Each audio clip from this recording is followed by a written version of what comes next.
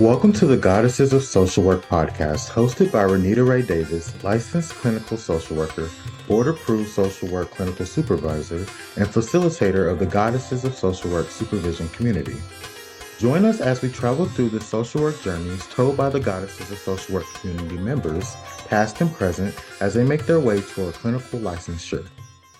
Welcome to the Goddesses of Social Work podcast. I'm here today with Shayla Peterson, LISWCP, LCSW. Meet Shayla Peterson, a dynamic and inspirational licensed clinical social worker with experience spanning over 2 decades. Shayla, who holds licenses in 3 states, has dedicated her career to the noble cause of clinical social work, specializing in a vital and impactful niche. Her expertise lies in empowering Black women to overcome anxiety through a journey of self discovery. Shayla's approach is unique and effective, focusing on unlocking inner strengths, setting personal goals, and achieving life work balance, a concept she passionately advocates for. Shayla's commitment to mental health extends beyond individual therapy. She is the founder of TheraLeak Society, a platform she cherishes for its roles in combating professional isolation among BIPOC clinicians and enhancing their social wellness. Her dedication to this cause reflects her deep understanding of the challenges faced by professionals in her field and her unwavering commitment to supporting them, along with co founder Janae Price.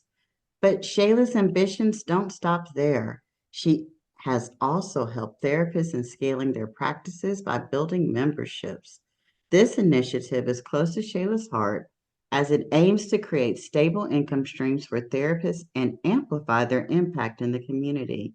When she's not wearing her professional hat, Shayla is an avid lover of the outdoors, cherishing moments spent with her husband, daughter, puppy, and friends by the beach or near any body of water.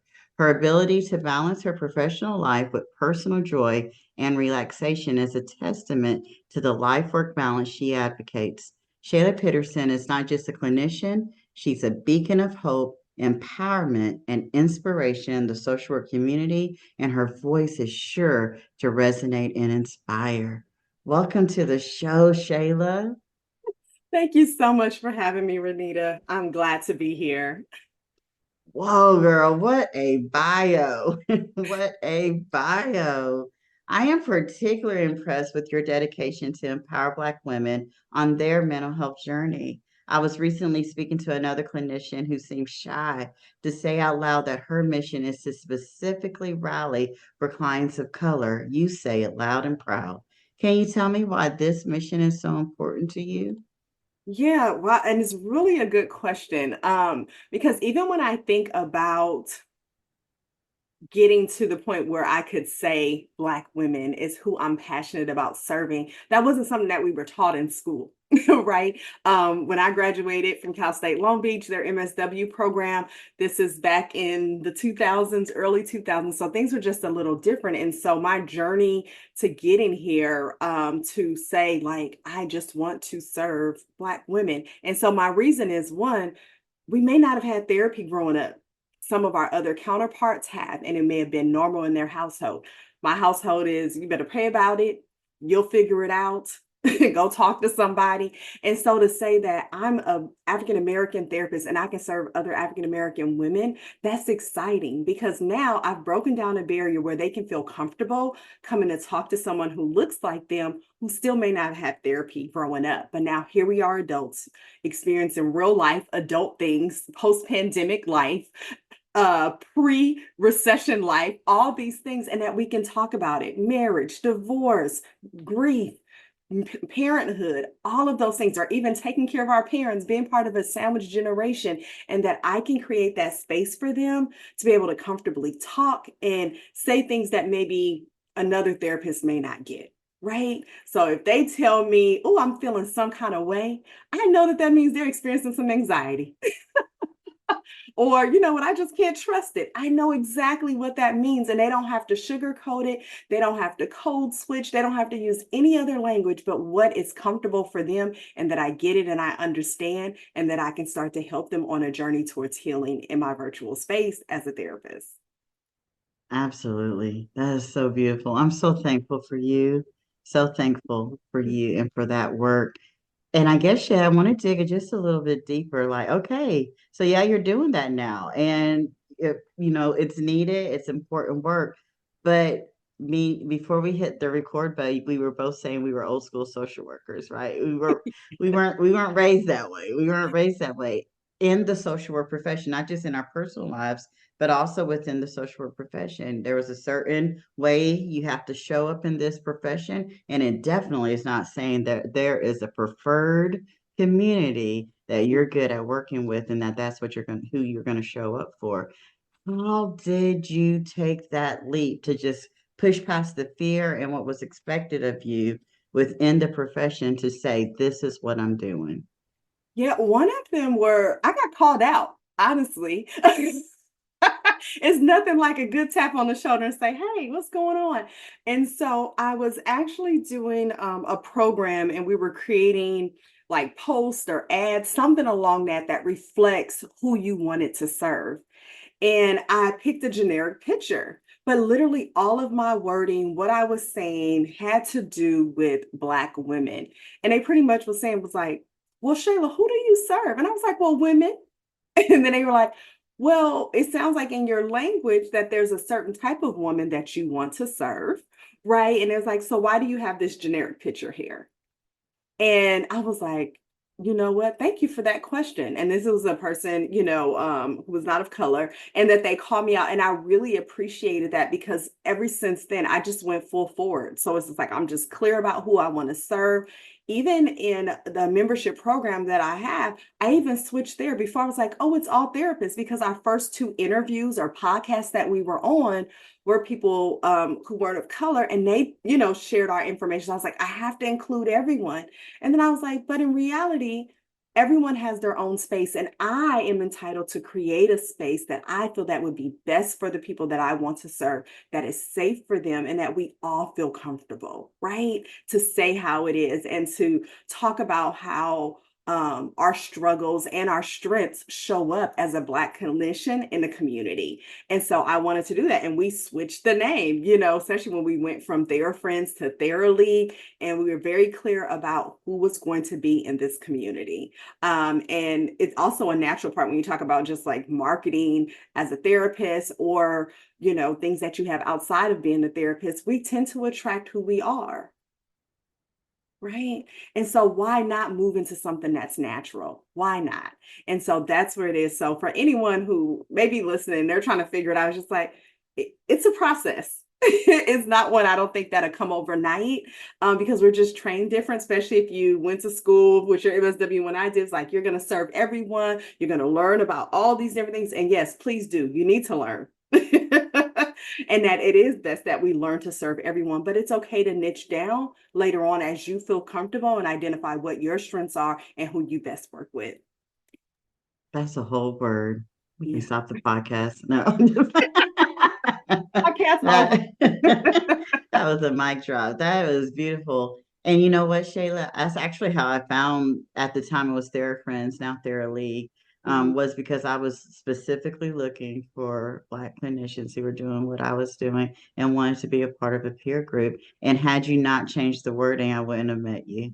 And I'm so glad I did. Oh my Yeah. goodness. Look, podcast over, tears cue. Okay. But think about how many people we're going to miss when we don't operate in our gift or our strengths. We would have missed you, and all the other people who that was their reason for joining too. Right. So Yes, that was the part. absolutely. Yeah. Yes, absolutely. I'm so glad you listened to your soul and did what you were called to do. Yeah. Shelly, do you mind? Let's jump into your social work journey. Yeah. What is your social work journey? Start from wherever you want to. How'd you get here, and where do you plan on going? Yeah, so like the formative note started. I have a bachelor's in psychology, and I remember even before college, I was like, oh, I want to be a doctor of like psychology, right? Or I know there's different ones. At this age, I didn't know all the differences. All I knew was like, I want a doctorate and I'm going to have a practice and I'm going to help people, right? And I didn't know how, I didn't know all the things. I'm the first generation person to go to college. So it wasn't this guidance, any of those things. But I knew I went to school, received a degree in bachelor's in psychology, took a year off, actually ended up being 2 years to go work for a foster family agency. And so when I was at this foster family agency, they were saying, oh, you should get your MSW, not your MFT, all these different things. And at the end of the day, everybody, you have to find which one works for you and what your directional track is. There's no better degree than the other, right? But I just ended up working with a lot of MSWs and they really promoted it. That was the owner who was there, who happened to be African-American as well. And so was the rest of the staff. So it was just a place that felt like family and that really cultivated me as a clinician early on. And so I ended up going to get my MSW and I really enjoyed my program. And, during that time there, I was like, okay, well, I'll continue to work for this foster family agency. I'll look for other jobs later. So did foster family agency work 5 years, moved into the juvenile justice system, working for the public defender's office for another 2 years, and then took a break. And during that break, I also had a child. And I remember looking at her just like, oh my goodness, I have to really get it together. I have to get licensed. I have these hours. I haven't taken the exam, in my family, we were traveling all over the place because my husband was in the military, but I knew I had to get licensed. And getting licensed for me was the open door. Because after that, I was able to start working at private practices, learning what I like, what I didn't like, how I would love to run my business one day, who I want to serve, how I want to serve them, how the leadership impacted, the other therapists that were there. So I just learned so much and just moved around to different agencies over time. And then I remember one day watching a video about having a practice online. And I was like, this is really possible? You can have a practice online? And I went through a program. It was 8 weeks that taught you how to have your practice, how to do everything the right way, have your back office, all your forms, all the things that you needed. And birth control, shift balance, mental wellness, which was my practice. And so that's how my journey went. And it's been pretty awesome to be able to serve. It'll be 5 years this summer coming up, and to have this practice and how it served me, because I think sometimes the professional and the personal overlap. Because I was able to have my own private practice, it's moved with me to 3 different states. As my husband was in the military, so we started off in South Carolina, then it was in New York, and then now we're back here in Florida. And so my professional and personal journey was able to like smoothly come together, and I love that. Also, what getting my degree early on, having a private practice, what it allowed for me to do is also create other streams of income. Since then, being a support coach in some programs, also creating a membership with awesome therapists, right? Renita's one of them. So I'm so excited about that, the Theraleague Society. I've also been able to create programs where I teach other therapists how to have a membership as they continue to scale their practice. I also have digital products. I've written a book. Hey, sis. So all these things, thank you, that I wouldn't have been able to do without the foundation of my social work program, the friends that I made, the colleagues, the connection. And so, that's how my journey has been. I wouldn't change it. I love the work that I do. And even when I think about future work I'm also even looking at things that I can do that may not be clinical, but I can still be impactful. I think sometimes we feel like we get stuck and have to just only do clinical work. And I'm like, man, do you know there's over 400 things that we can do as social workers? We're not limited to just private practice or doing social service work or foster family agency work or whatever it may be, or case management. Our options are endless. So my advice is always like, hey, get your license. You don't know if you need it or not, but go ahead and knock it out the way. And then use this as a time for exploration for just yourself as you continue to help the world and, continue to make an impact. Oh, that was so beautiful. I love it. I could sit in the stream of social work all day long and just listen to the journeys and the stories of social workers. I wrote down some notes because I want to ask you some questions and maybe we'll get to all of them, but I'm gonna reel it back a little bit. One of the things I often see are social workers who take a break, whether intentional or non-intentional, and then they think that they're behind. I love that you kind of move past that. I took a break and jumped to how successful you are. So the thing is, people in the time of their break, social workers who are in that time of break, think that they're so behind. I'm curious, did you have that feeling when you in that 2 year span when you were having your baby, taking care of her, did you feel like you were getting behind, or did you always know that this is just a break and this is a normal part of the social work journey? No, I knew from day one that it was going to be a break. I knew it was intentional break. It was like, okay, I'm going to take off this time. I've been working from day one, honestly, since 16. And so to take that break, it was intentional. But I think having my child and when I held her in my arms, that was the fire, as I call it, the fire underneath the butt. That said, okay, Shayla, what are you doing? You said this is what you wanted to do. This is what you were going to focus on. And I literally, while, holding her was like, let me call Florida. Let me call the board. Let me see what I need. And then everything started to fall in place. You talk about, you're like, man, it was just like the road just opened up. And so I had talked to even one of my advisors during that time who ended up being like a chair now at the Cal State University of Long Beach. And she was like, I'll write your letter. I know exactly what they want because I had to deal with Florida and they tried to give me the same problem.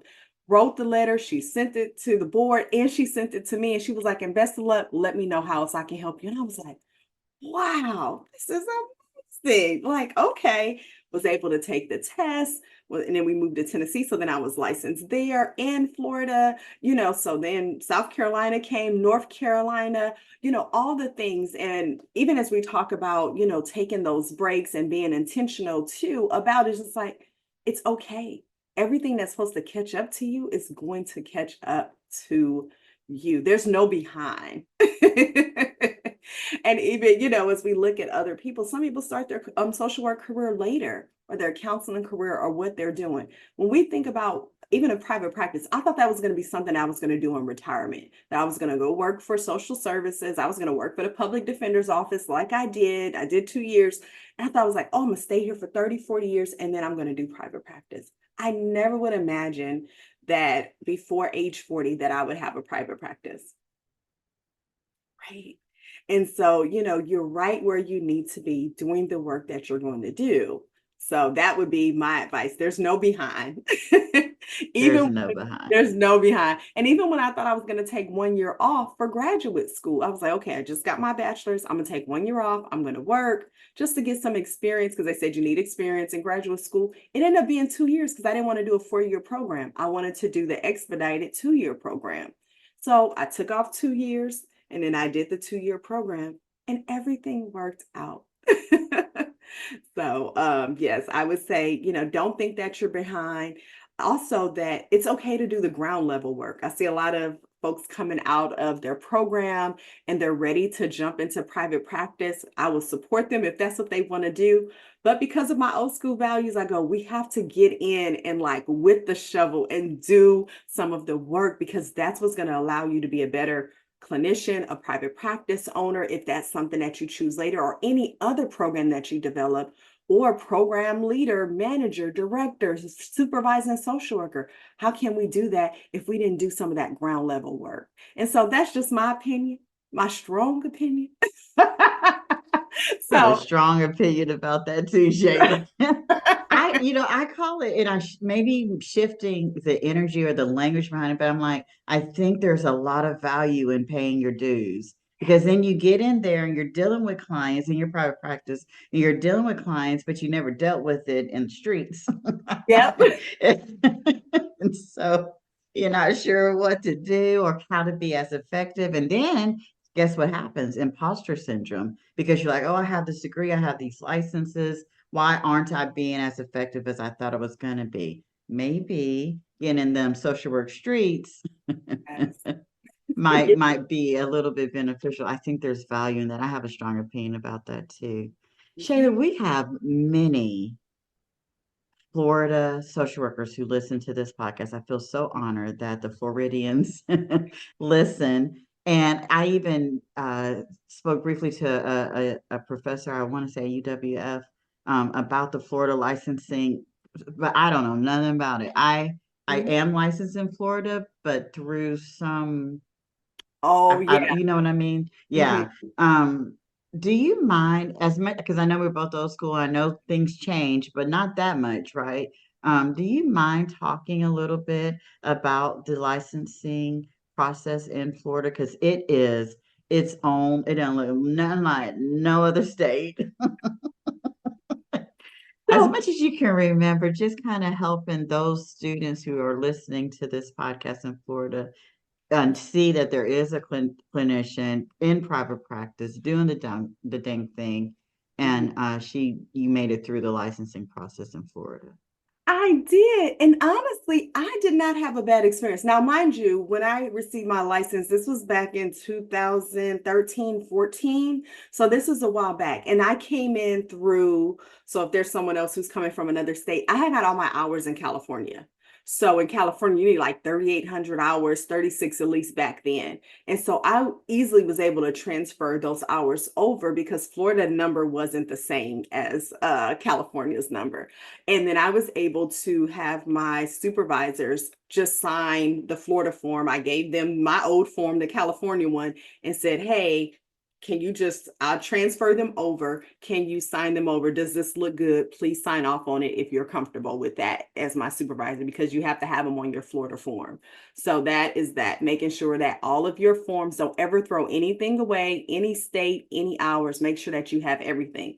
Stay in contact with your professors. Now that you have this degree, now they're no longer your professors, they're your colleagues.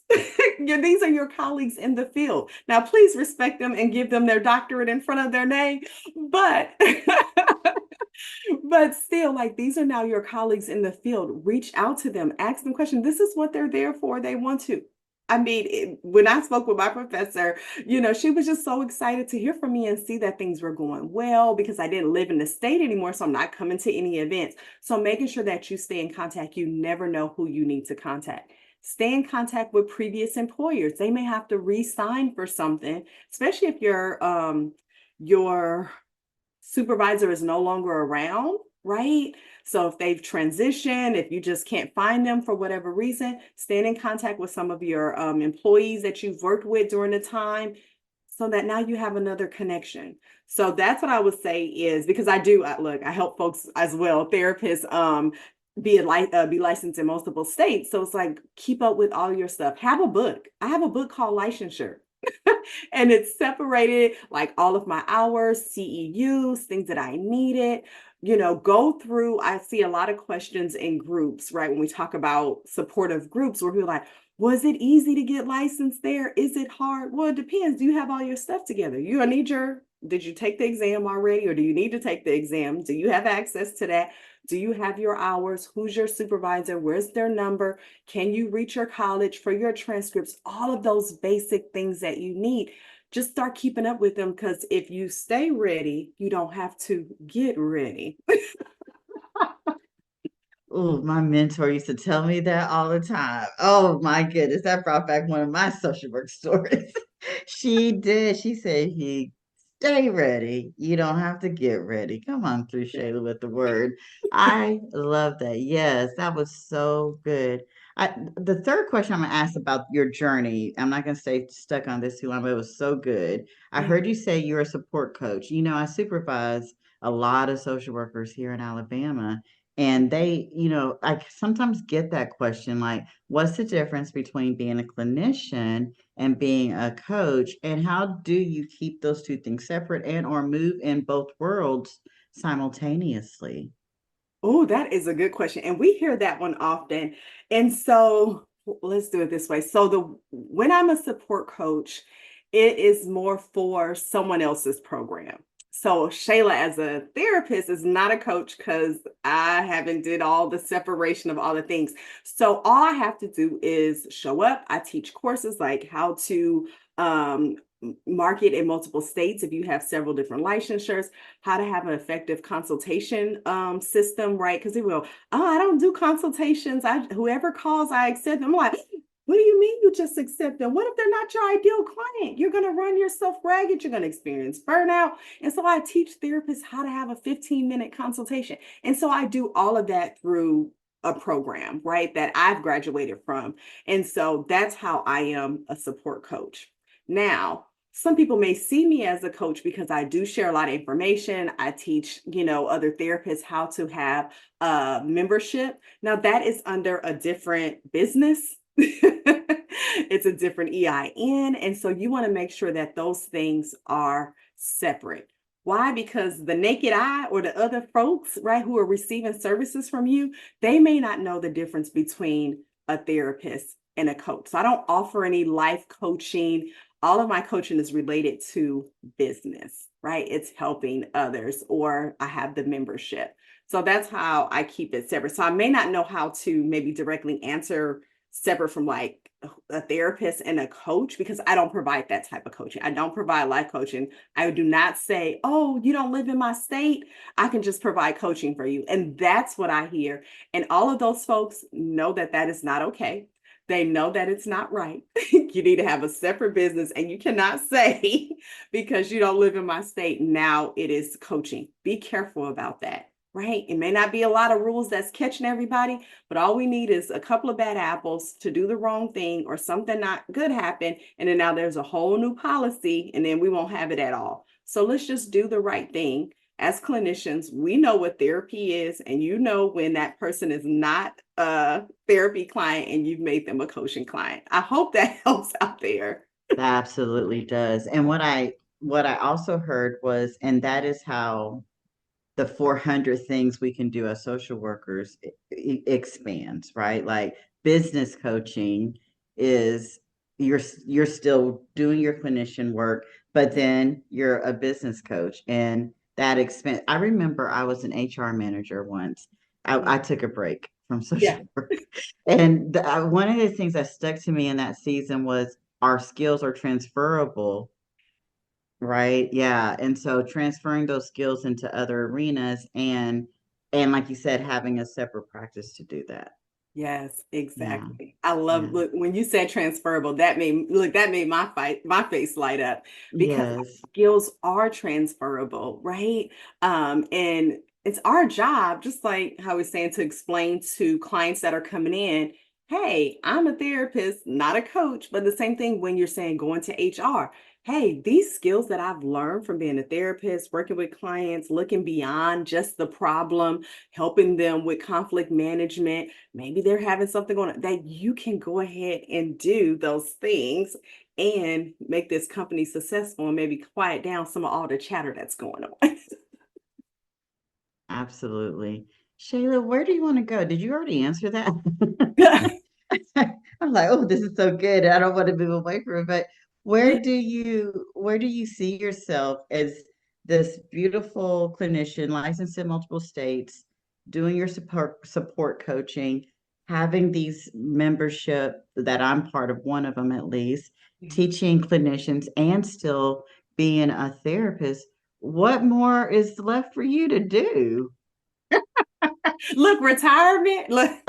Let's claim it. Yes. Right, retirement, hopefully. But no, I really would love to, and such a great question, because when we talk about teaching therapists how to have a membership, right? And the reason why I really like that work, and I want to move more towards that teaching therapists, because I enjoy teaching. I'm a natural talker. I talk with my hands. If you can see, just imagine someone throwing their hands away with a bright colored shirt on. So I enjoy the teaching, but the reason why I enjoy it is because I'm able to make a bigger impact, and people who have a membership will be able to do that too. So as therapists, or even just social worker, we do a lot of one-on-one work, maybe a family of five, you know what I mean? So it's like our expand is only going to go so far. But with a membership, I can teach one thing to 100 people, to 1,000 regularly, monthly, and then also create some type of financial stability with that as well.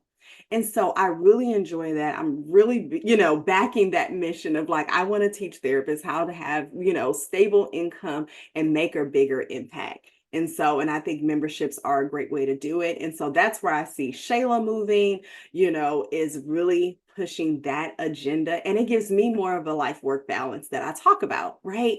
Where I am, spending less hours in front of the camera, or I've spent less time doing one-on-one work. I've been doing one-on-one work for 20 years.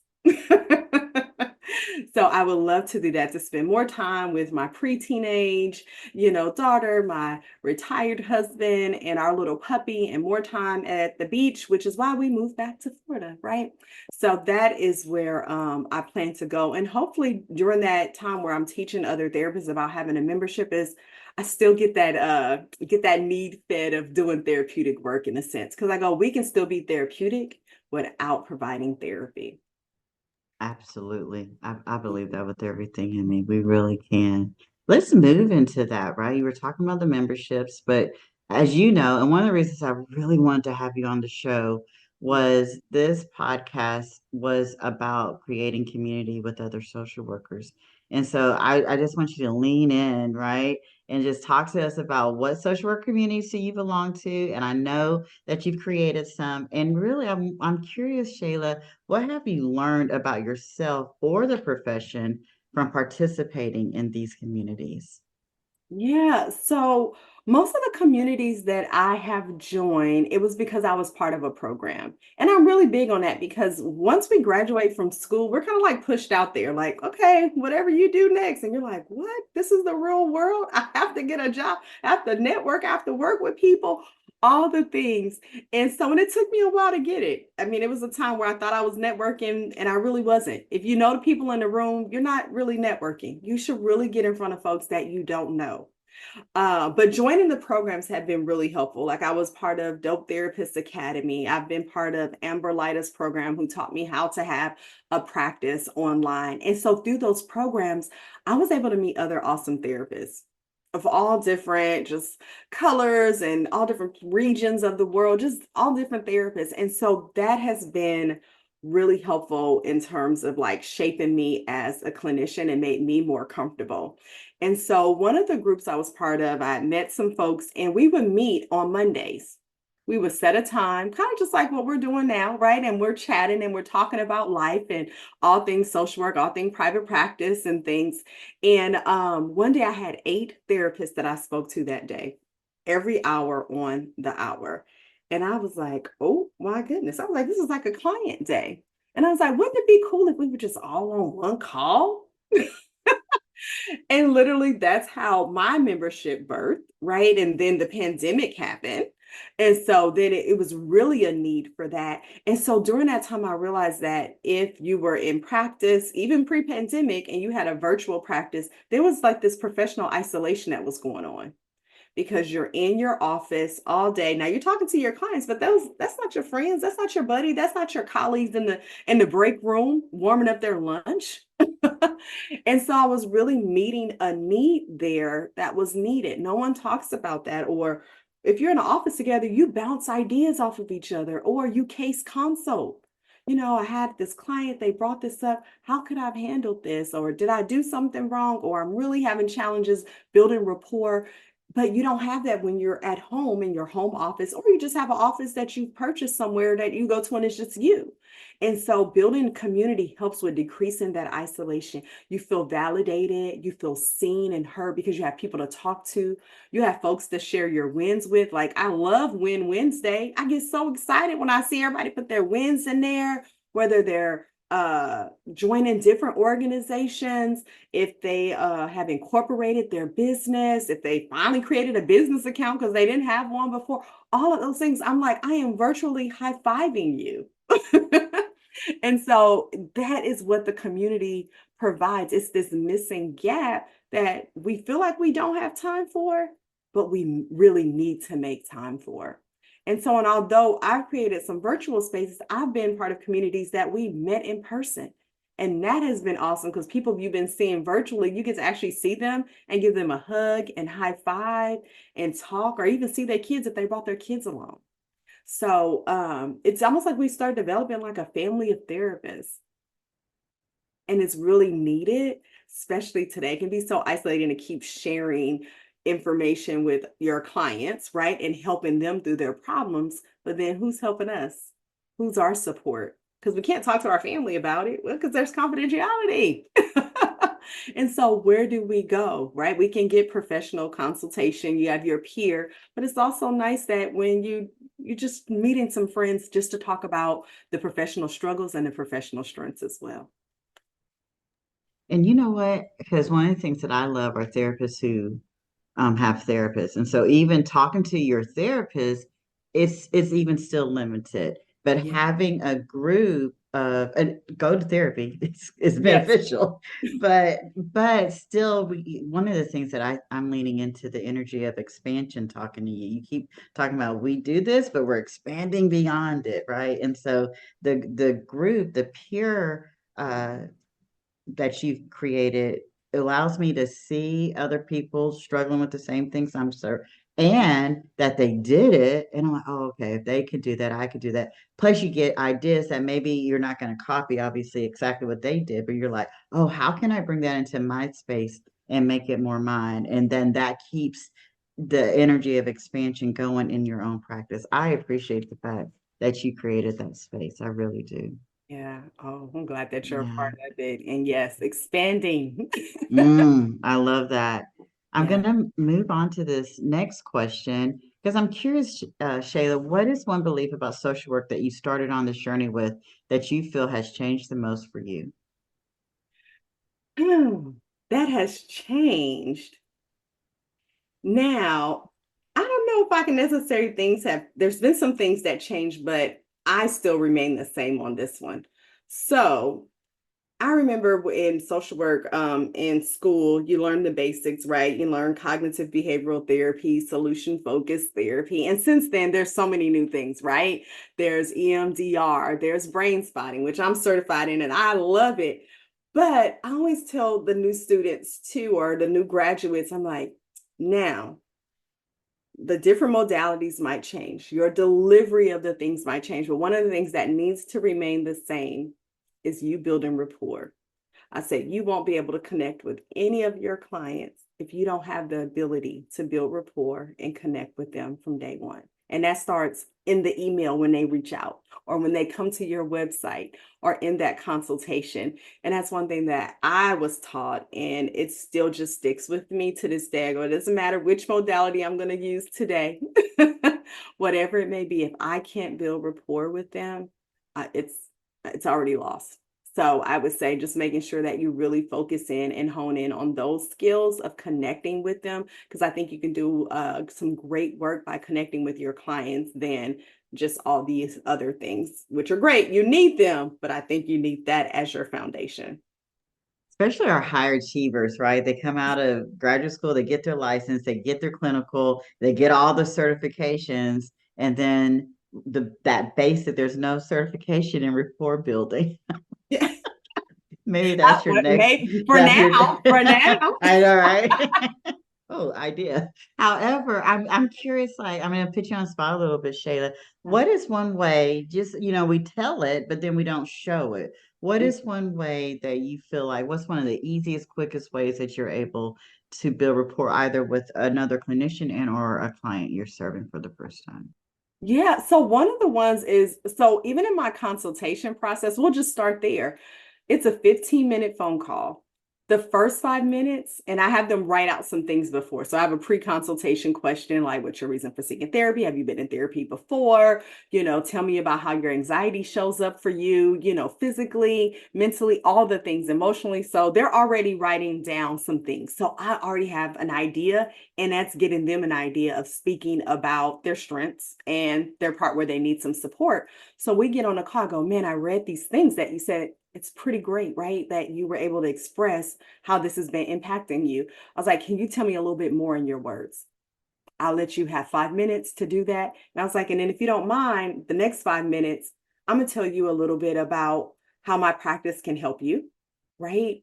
And then I said, the last 5 minutes, we'll see if we're a good match. I was like, and if we're not, I'll give you 3 referrals. And then if we are a good match, I'll let you know what our next steps are. And so now they already feel comfortable. One, because I let them know that this is how things are going to go and that they get to control it. Like these first 5 minutes are all yours. Tell me all you want. And I'm looking at the clock too, because I'm gonna cut them off in 5 minutes because we got things to do. But I have this system, and now they know, like, oh, this is going to be a structured place. She cares about what I'm going, she cares about what I'm saying, what I'm going through. I read every consultation that comes in because I want to be prepared for that call. And so 9 times out of 10, they're ready to go for something that can seem so scary and so daunting, right? To start therapy if they haven't done that before. So that seems to work really well with like building rapport, is allowing them to actually talk about what their concerns and problems are because they may not have been able to talk about it before, or no one asked, what's going on? Why are you feeling this way?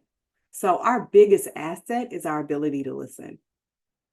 Our ability to listen. And you know what? Yes, I agree with all that. I was like, but I had to mute myself because I was a little too much. But the other one thing that you do as well that I love that you do is that last 5 minutes, let's see if we're a match. You're giving the client permission to not choose you. I think sometimes people come in and they're like, oh, well, I'm here now. I gotta stick with you. And I'm like, no, let's make sure we're a match. I'm gonna make sure you're a match for me because my time is just as valuable, and giving you the opportunity to make sure I'm a match for you. And if I'm not, it's okay. I'm not gonna get butthurt about it, right? We're not, because it's nothing personal. I just want you to get, and I tell them, I go, it's nothing. I just want you to get connected with the right clinician for you. It may be me, and if it's not, that's okay. I want to connect you with the right one. Hey, I know somebody. I think they're in your state. I think they'll be an ideal therapist for you. Do you mind if I give you their number? I can even give them a call and let them know that they're going to be hearing from you soon. Do you want me to facilitate that for you? One of our other jobs is to empower. How are we going to empower and we're making them our client and we know they're not our ideal client? That's why if someone says, look, they don't do consultation, I'm backing up. Like, why not? This is their interview. This is their time. This is a commitment that they're making, and we should make it as comfortable for them as possible. Of course, with our boundaries, you know what hours you're going to work, but still. And we may have to refer out for that. We might be a great fit for them, but if our slots that we have open don't match, we need to refer them out. And I'm not going to change that because that's my boundary, right? Don't you? Yeah, That's my life work boundary. absolutely. Yes, I love that so much. Shay, I could sit here and talk to you all day. This has been so great. And I even learned some things, and I appreciate, that I get to continue to learn and that I'm open to learning. But I'm Yeah. going to ask the last question as we close up today. You've done such a good job of just speaking to our audience and talking to even the students who may be listening. Mhm. But recently, I was talking to a couple of social workers who expressed that after becoming a social worker, their personal values changed or shifted. I'm curious, Shayla, in what ways has social work changed you, and what advice would you give newer social workers? What final words of advice would you give them? Yeah, so one of them, and I know we tend to separate like our values and our goals. And one of the things I've realized is the personal is the professional and the professional is the personal. It's no separation. Like those same values that I have with my family or my friends, I have that with my practice, the work that I do there. If I'm saying life work balance is important to me, why wouldn't I let you know that that's important to you and also give you the right to choose your appointment time, right? Or if I say family is first, but then you call me and tell me you can't make it because your child is sick or you're sick, and I want to get upset. I can't get upset. I can't no show you for that. Like you're sick. Okay, cool. I'll see you next time. Here's the link to make another appointment. So a lot of my values, they bleed over into work, and then work bleeds over the other way. The only one I can see that can be different is when I had a kid or when she got older, I didn't want to work with kids anymore. That's it. And that's not a personal value, but that was just a shift in how my career moved, right? Because I enjoyed working with the kids when I was more flexible. I had more time. I can stay late. I can come to the office earlier. But as my life shifted, right, so did how I show up, right? And how my time, my efforts, all of those things. And so the personal affects the professional and the professional affects the personal. And so I think if you can sit there and just think about your life values, you'll realize they're not too different. I'm big on customer service. I'm big on customer service in my practice, and I'm big on customer service in real life. And so I expect greatness out there from customer service. I will not deal with someone who doesn't have great customer service. And guess what? And I'm going to give great customer service in my life and in my business. So that's how it shows up for me. Perfect. That was so perfect. Thank you, Shayla, so much for coming on the Goddesses of Social Work podcast. This has been such a great conversation, and I'm just like so excited to get this out. Oh my goodness. Thank you again for the invitation.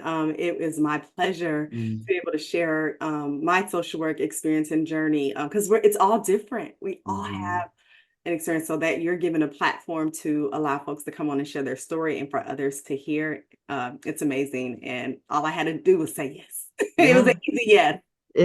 I'm so glad I asked. And you know what? This has truly been one of the honors of my life to be able to listen to the stories of other social workers and share them with others. So thank you so much. Thank you. Thank you for listening to today's episode of the Goddesses of Social Work podcast. We are glad you were here. If you liked this episode, please come back to hear more stories of the journeys through social work, and please leave us a review on Apple or Spotify. See you next time here on the Goddesses of Social Work podcast.